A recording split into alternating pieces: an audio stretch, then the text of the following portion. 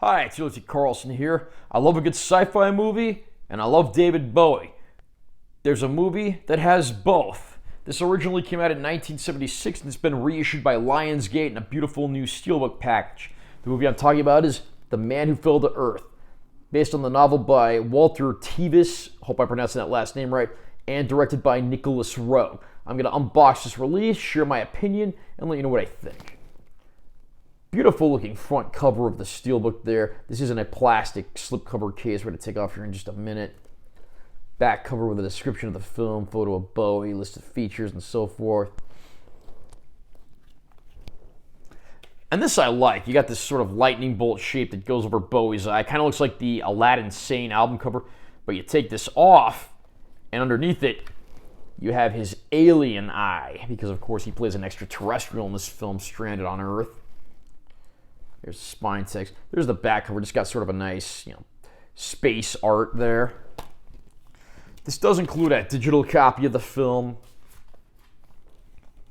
We have our 4K as well as our Blu-ray disc. Underneath on this side, you got a nice artistic look at Bowie's character in his alien state. And then on this side, you just got more, outer space, nebula type art. And I'll read the description of the film as follows from the slipcover. Thomas Jerome Newton is a humanoid alien who comes to Earth from a distant planet on a mission to take water back to his home planet in the midst of a catastrophic drought.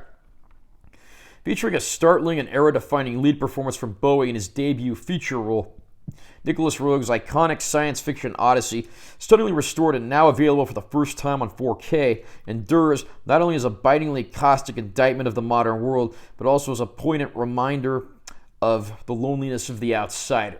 David Bowie, despite primarily being known as a musician, of course would go on to a pretty decent film career as well.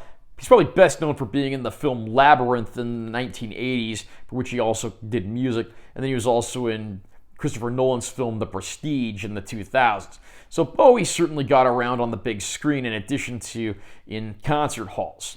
He was certainly a visionary in his own right, and David Bowie, if you think about it, he's the perfect person to play an extraterrestrial stranded on Earth. The man's got a very distinctive look about him. You don't even really need to put that much makeup on him to make him look, spacey or extraterrestrial, and that makes him perfect for this part. The supporting cast in the movie includes the likes of Rip Torn, Candy Clark, and Bernie Casey. And we essentially see him stranded on Earth because he came to the planet amidst a drought on his home world. And you find him struggling, falling victim to the vices of Earth, falling in love, and encountering plenty of people who may not necessarily have his best intentions in mind. It's an interesting film. At 140 minutes, it's a little too long. And I do have to say, well, I do like a lot about this film. It does have its share of shortcomings. Probably the biggest weakness here is just, it's a pretty sloppy narrative structure. There's a lot of gaps in logic and continuity. It sometimes goes from point A to point B from absolutely nothing, leaving you to try to fill in the blanks yourself. Bernie Casey's character that's introduced about halfway through the film, he's not essential to the plot at all. You could have cut all his scenes and you probably wouldn't have known the difference. I mean, it's a mess of a movie, but it is a beautiful mess of a movie, and I was happy to revisit it despite what shortcomings it has.